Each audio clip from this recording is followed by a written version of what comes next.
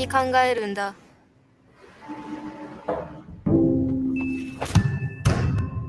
私って何者？できることなんてあるの？私、期待外れなのかな？普通じゃないのかな？このままでいいのかな？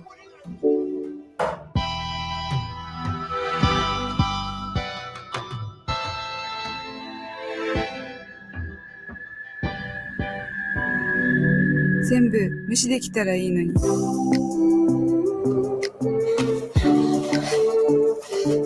私、浮いてる？もっと馴染んだ方がいいのかな？ここにいちゃダメなの？みんな注目。今日は転校生を紹介します。みんなに好かれなきゃ。我慢しなきゃ。気にしないふりしなきゃ。関係ないじゃん。学だけ大事なのよ。学と一緒にしないで。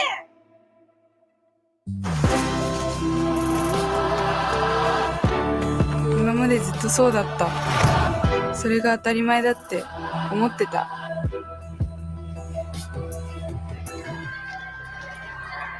でもそんなことないかもね。ないね。ないでしょ。ありえないって。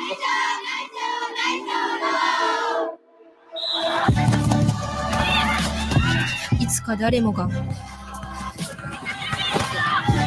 ありのままに生きられる世界になるって？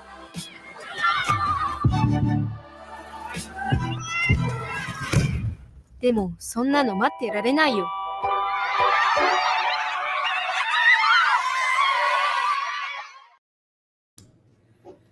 Welcome to Bourbon St, Friday, December 4th.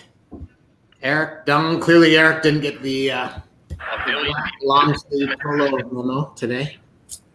Sorry about that. I was trying to help the brand over here. All right, that's perks for your online school. Don, how you doing today? Everything's good in this snowy, rainy mess we're in, but all good. All right. Well, why don't we kick some things off with some sport? We're going to start actually. That Nike ad in Japan is yet another Nike masterpiece, and this one is no stranger to controversy. I'm not sure if you guys have been following, but as one commentator said, this ad has more dislikes than likes, which shows why Japanese people need to watch it.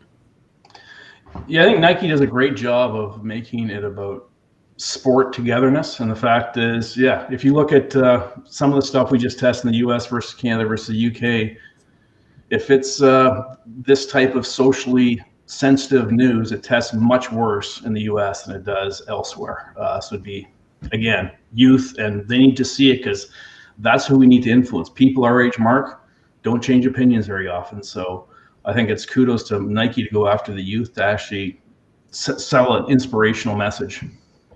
Yeah, absolutely. Erik, any thoughts from your end there?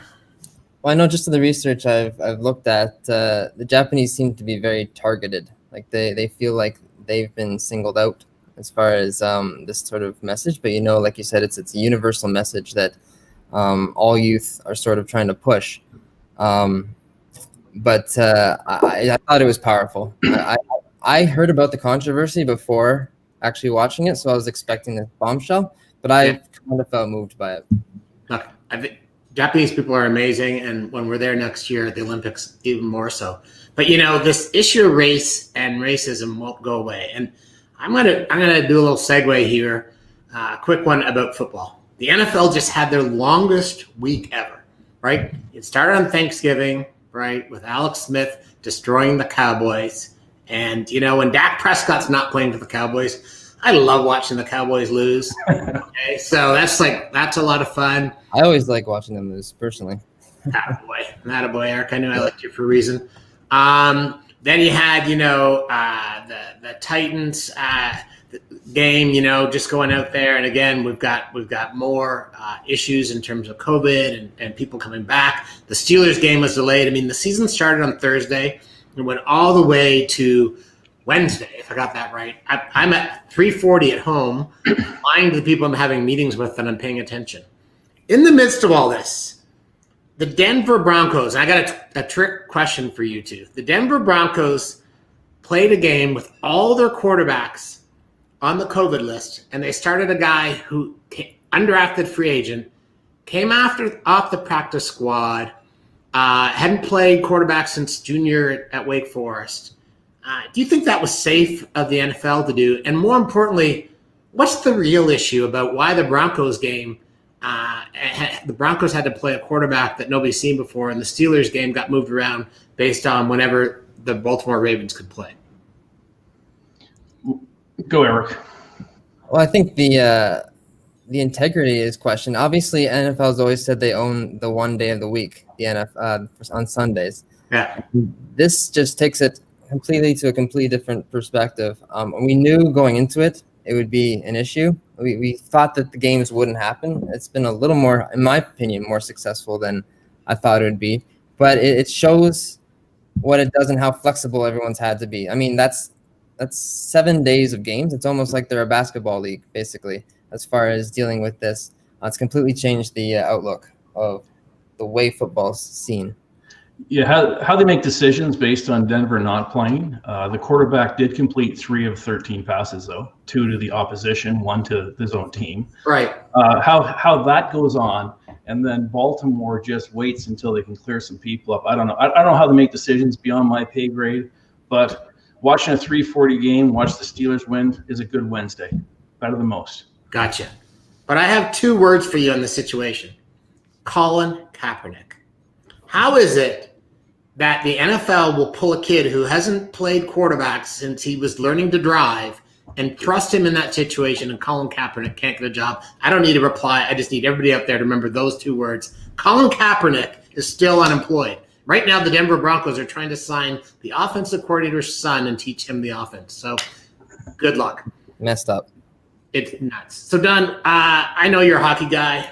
Where's the NHL? NBA's back December 22. We're knee-deep in football. Baseball free agency's happening. What's going on with the NHL? Well, I don't have any inside scoop on that, except that obviously Batman came out this week with still trying for January. Mm-hmm. Obviously, there's financial implications given the amount of revenue through ticket sales. Yeah. 700 NHL players, if they got paid $1 million each, $700 million. If you look at the revenue numbers, down from $5 billion, that's where the strain is. The fact is, how much can they pay, and how little will they play for, and how much can be escrowed? So it's beyond my pay grade. I think that they've been through enough turmoil in the past 15 years with the 2 different situations that they'll come to bear. But you never know. Money and safety are 2 key things, and I'm hoping for a January 10th start date, and excited to see it start. Let's turn our eyes to the biggest sports news of the week. Erik, I know you're an addict. Maybe we should have a quick look at the video from your favorite show and talk about why chess sales are up 800+%. Okay. Chess isn't always competitive. Chess can also be beautiful. Beautiful and now wildly popular thanks to The Queen's Gambit.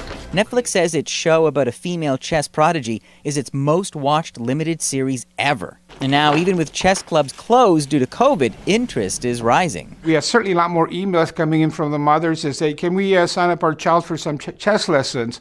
People are coming in signing out books, even though we're closed. I was just about to tie up my shoes there, which is actually a lie because I'm wearing my other Pittsburgh Steelers slippers, in case anybody wants to see them. No. These are my office Steelers slippers, okay? Erik, talk to me about chess. What's going on? Tell me about the show. I've not watched it. All I know is you can't buy a chess set in this world. No, so The Queen's Gambit, I'm an example of what they were talking about in that clip. I don't do chess. I don't know much about chess. I've never really looked at it. After watching The Queen's Gambit, the highest watched special Netflix show ever, I find myself drawn to it. I mean, I was at Nathan Phillips Square last week. They have those permanent chess sort of sets where people sit and play all day. I went over there and took a look at them for the first time. So, I mean, people's imaginations, a sport that's considered stuffy from the past, is getting a whole new generation looking at it, me included. So, Don, is the future secret to marketing is get whatever industry you're in to be featured in a Netflix series? As long as it's good and compelling, and I have watched the whole thing because I'm a bit of a chess nerd. Really? And it's more than just the fact of the activity of chess. It's a compelling, screwed up, great story, well written. But it's amazing if we debate whether content can sell or drive something, here's a perfect example. And that's a call out to everyone too. If you make something compelling, it's amazing what you can do to your sport, your activity, your retail, whatever it may be. So if anyone has questions on whether it works, I think here's a good example where I don't think anyone would forecast that chessboards you could not get in November. I do not think there would be a big run on them. Skis, maybe, not chessboards. Erik, did you see the little grin on Don's face when he said, I'm a chess nerd? It's like so cute. Secret pride right there. So, Erik, one last question for you before we send you back to the back room to keep us organized. Yep. You've watched this show. You've gone down to Nathan Phillip. Have you bought a chess set? Are you bought an app? Are you playing? Maybe you said that and I missed it. I have bought an app. I'm not very good at it. I'm still learning. I can't buy a set anywhere. I mean, sold out. So it's something that hopefully I can learn in the future and use that app to the fruition. I won't be very good ever. I'll just say that right now. All right. So if they're doing a remake of Searching for Bobby Fischer, maybe Erik will be the stunt double, maybe not. Erik, have a good weekend. Thanks for the rest of the show.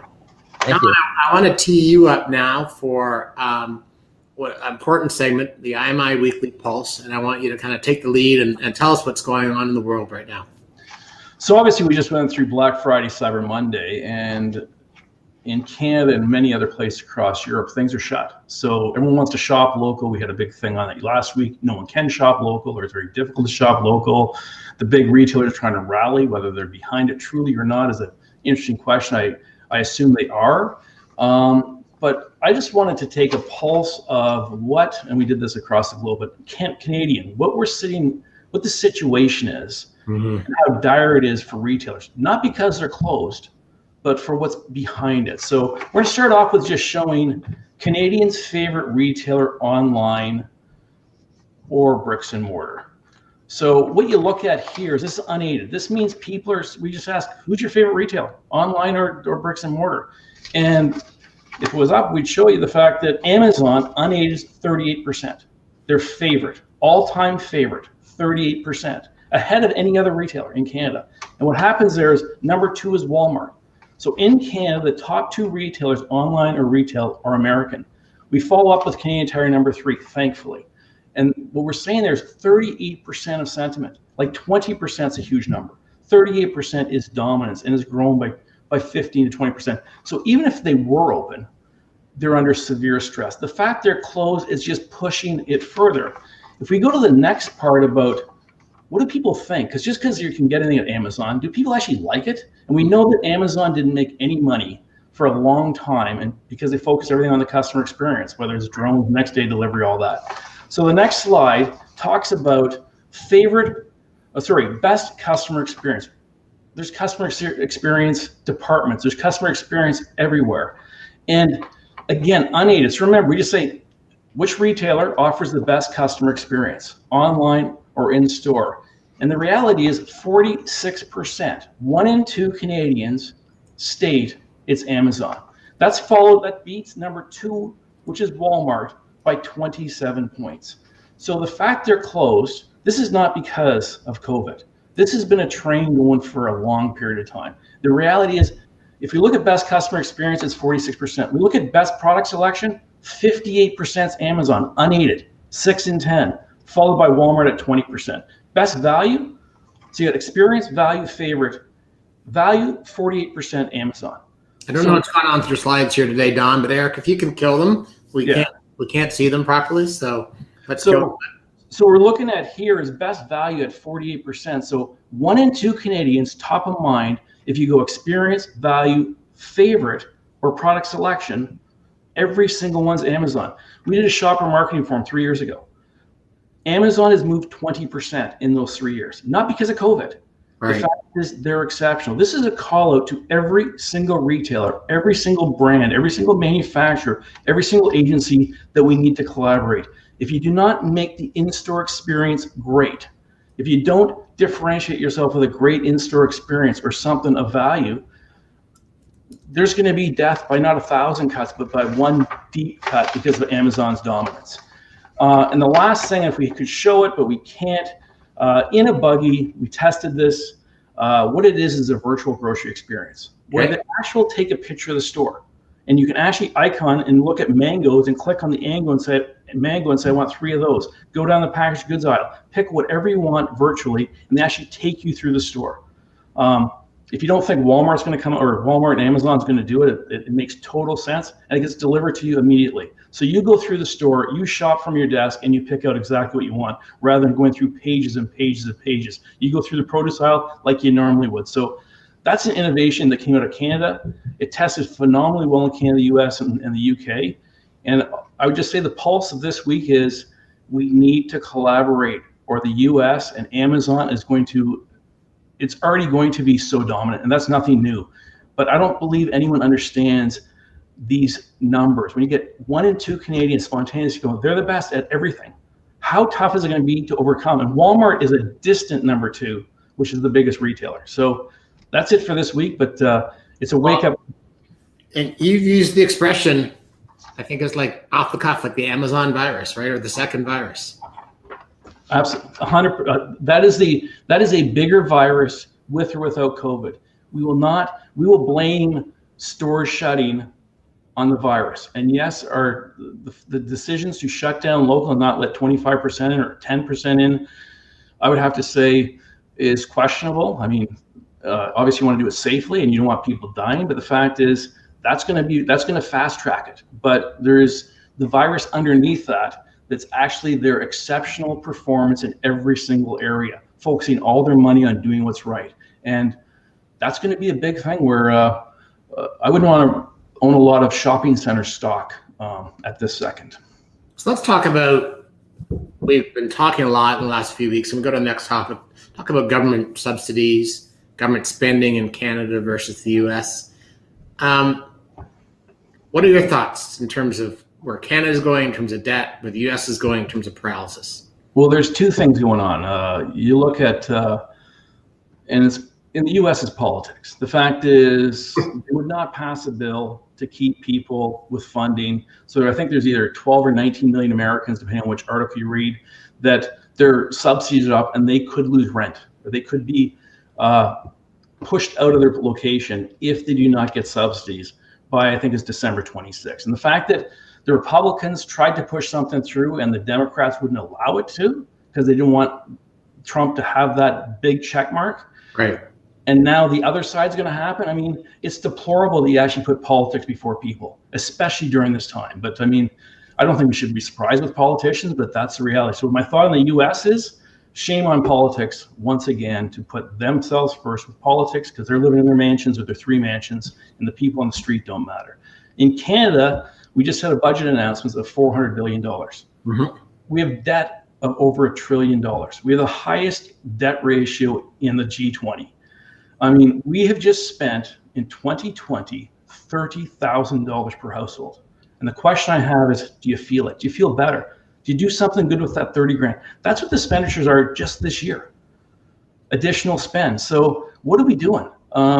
Anyway, we have to, obviously, we need more queues. We need more funding, but the fact is it has to be some tactical. We talked earlier about the 12 or 15 or $20 billion in fraud just in CERB. Imagine what it is overall. So that's my rant on that. And sorry, Mark, I took too much time. No, it was great. You know what? I'm actually going to bring out our next guest, because you and I were going to talk about vaccines, but I want to just talk about one of the most important industries in. Hey, Steve, welcome to the show, Steve Fleck. Thank you for having me, Mark and Don. Appreciate it. So when we think about, Steve, you're and a group of your colleagues are behind this group, the Canadian Endurance Sports Alliance, and with a person with endurance, I'm just going to call that like things that take more than 5 minutes to do: running, cycling, triathlons. What's going on? What's the state of the world right now? Well, the whole of the industry has been shut down and locked down, Mark, since middle of March. We were the first to shut down, and we'll probably be the last to really get the full-on green light and open up. There are the big numbers, all across Canada. This is just Canada, but this is a worldwide phenomenon. It's just not impacting Canada. It's impacting races, running races, triathlon races, cycling events, high level, low level, all across the world. So 6,000 events in Canada, over 2 million participants, $1 billion in economic impact. And here's the big one that often, and I think that number is a bit off. This is what often gets people's attention. over $500 million in charitable funds raised. In fact, most mid to large sized charities in Canada now, their number one fundraising event in any calendar year is a walk, a run, a ride, or some kind of endurance sports race or event, either a standalone like the Ride for Heart in Toronto, or they're associated with one of the bigger sort of running events like the Vancouver Sun Run or the Scotiabank Toronto Waterfront Marathon. So that's a huge one. None of that happened this year. The roads, the tracks, the trails, all across Canada, very quiet and no events at all. And the big problem is we have no idea what's going to happen in 2021. No one knows when we get to March and things start to open up next year. So if you look at, I looked at your website, went on it. I mean, you've got every race possible. I mean, I looked at like hundreds and hundreds of events, a fantastic web portal to all the different things across, I mean, a lot of US stuff in there. So I'd say North America, it's North American, right, Steve? Well, the Canadian Endurance Sports Alliance is for Canada, but it's worth noting, Don, that there's similar organizations in most of the sort of the Western sort of democratic countries around the world. There's the Endurance Coalition in the US. There's an association like that in Australia. There's one in the UK. There's others in other European countries. So we kind of modeled the Canadian Endurance Sports Alliance after those other organizations. So we're looking at the web, and the fact is, does it make sense to you that they can't socially distance in an outdoor environment? Like, what's your lobby thought? What's going on there from a government perspective, from a federal, provincial, municipal? Because each one, obviously, it's not health is a provincial or municipal issue. Who's been fantastic, and as I always like to do, who's actually not been quite as supportive as we'd want to be? Well, we've made some great initiatives at the federal level in terms of reaching out to sort of key MPs, ministers, and those on the civil service side and the bureaucracy of sport and heritage. We've been actually having some very progressive meetings, but I don't know if now is the best time, Don, to be talking about getting back to races and events with the numbers, the overall case numbers surging in Canada. We have to bring those numbers down first. That has to get down. We're not advocating, hey, let's go back to sport with, COVID numbers in Ontario at 2,000 plus a day. That's just not going to happen.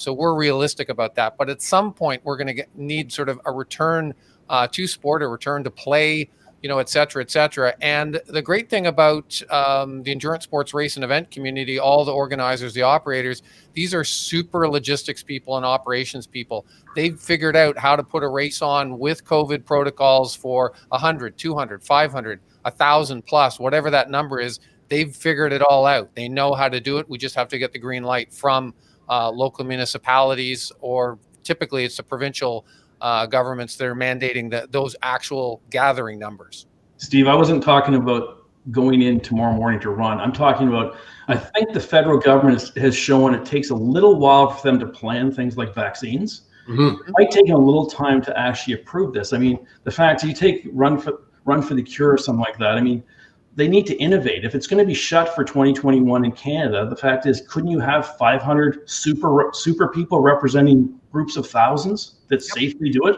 Like, the fact that we're not planning something that's so good for, as you said, for charity, for people getting out, for people feeling good.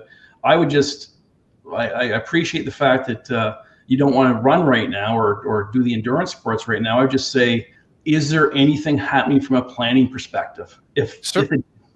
Yeah, certainly there is, Don. There's the virtual events, which have kind of just been, become popular very quickly in Canada because that's all you can do. So a race or event that would have run sort of in real time in real place will run virtually. But the challenge with the virtual is the numbers tend to be lower. All the numbers, the participation numbers, the fundraising numbers. Generally speaking, in terms of if you had 1,000-person event, just for easy numbers, you're going to have about probably a quarter to a half of the people that you would get for the real event, and about that same level of charitable fundraising. Steve, I'm supportive, very supportive of what you guys are doing, and I think it's really important. But I'm a bit curious about, don't disagree. We want the numbers to go down, but let's be harsh here. Would a outdoor event with all the protocols in place be a super spreader versus the fact that you can go to Vaughan Mills right now, and be in a shopping environment that's completely uncontrolled? I agree with you 100%, Mark. I mean, as I said, races and events, they've figured this all out. And there has been races and events in some U.S. states that are a bit more lenient about this. Ironman, for example, put on a triathlon, a full Ironman triathlon in Florida last month with about 750 people. Now, that event normally would have about 2,500 people in it.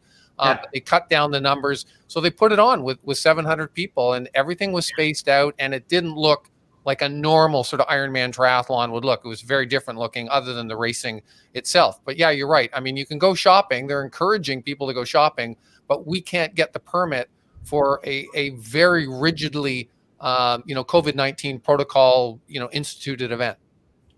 Who's been the most helpful to you from a political standpoint? I don't know. A lot of these conversations, Don, you probably know this. They're in confidence, sort of behind the scenes. But we've had, some very good conversations. I mean, I can say his name because everyone knows who he is, and it would be expected that he would be, our sort of champion internally in the government. Is multi-time Olympic medalist in canoe and kayak, Adam Van Couverden, the MP for Milton. He was one of the first people that was really on board with us and has been a huge help, internally within the government, both on the sort of the Liberal Party side of things, and then also on the civil service side. So, those conversations are ongoing, and we keep pressing sort of buttons in Ottawa. Steve, mental health comes up in this show almost every week.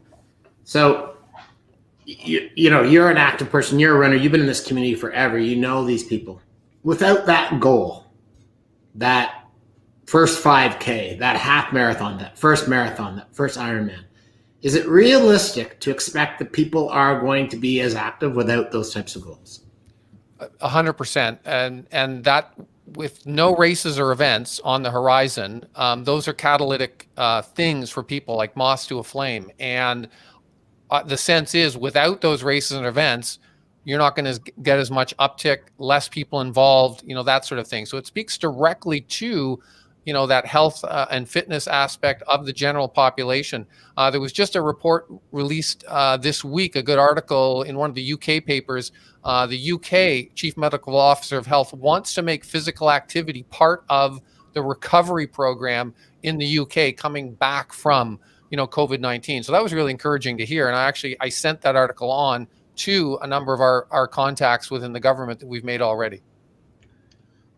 Is there anything we could do as business owners or contacts in to help push this along? Because I'm a little impatient with the fact that there is safe measures. Mark says Vaughan Mills is open. A lot of other places are open. It makes no sense. You can't have groups of 100 people get together outside in a safe parameter to do things with protocols that take care. To just shut it down, it just once again shows our government's inability to have any surgical forethought into how you can actually keep things going. It's either binary, it's either open or it's closed. Yep. Like, I mean, it makes, and we're 9 months in, we have another 9 months of potential incompetence where people, they don't have a clue what they're doing to businesses, people, mental health. They claim they do. How do we help? How do we actually give them ideas? Because it sounds to me like there's ideas, but it's just no, can't do it now. Well, it's listening, Don, I think, and thank you for that and the reach out and the understanding. I mean, we've certainly, been talking to a lot of people, and it's been slow, methodical, tiring, work, the meetings, the press releases, that sort of thing. We just sort of went public, in the last week. We had a big sort of social media campaign called Start Line Impact. And if anyone goes on Instagram, Twitter, Facebook, and put that hashtag in, you'll get to some of the interesting things that collectively the Canadian Endurance Sports Alliance and our members, did this week to draw attention, to the whole issue, Don. So just listening and getting buy-in from, all different kind of stakeholders, be they sponsors, be they, government people, the decision makers at the municipal level, the provincial level, and the federal level, and moving forward. As I said, one of the advantages for us now is in Canada, we're shut down for 4 months. Like during the winter months, you don't see many running races, triathlon or cycling events at all going on. So this will give us a good opportunity to push through, and hopefully, when we get to the spring, March, April, and May next year, we might see some open doors and maybe some green lights to put some events on. But as I said, previously, we've got the protocols all in place. We know how to do this safely, and we're very confident that we can do it.